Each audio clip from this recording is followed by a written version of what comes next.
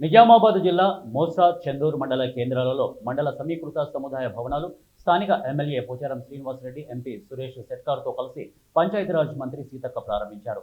కాంగ్రెస్ ప్రభుత్వం ఏర్పడిన వెంటనే మహిళల అభివృద్ధికి పెద్దపీట వేసిందని అన్నారు. 1 కోటి మంది మహిళలను కోటీశ్వరులను చేయడమే ప్రభుత్వ లక్ష్యమని వారన్నారు.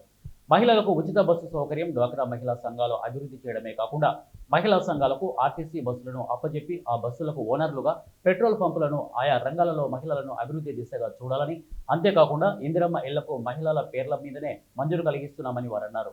మన ఆత్మీయురాలు, మన ముఖ్య అతిథి, పంచాయతీరాజ్ శాఖ, గ్రామీణాభివృద్ధి శాఖ, మహిళా శిశు సంక్షేమ శాఖ, మంచినీటి శాఖ మంత్రివర్యులు, నాకు వయసులో చిన్నవారైన సోదరి సమానరాలు, గౌరవనీయురాలు శ్రీమతి సీతక్క గారికి మీరు అంగీకరించి సమయం తక్కువన్నా మీకు ఆడబిడ్డల ప్రవేశంతో ఈరోజు ఈ యొక్క ఫంక్షన్ హాల్ కూడా ఓపెన్ చేసుకోవడం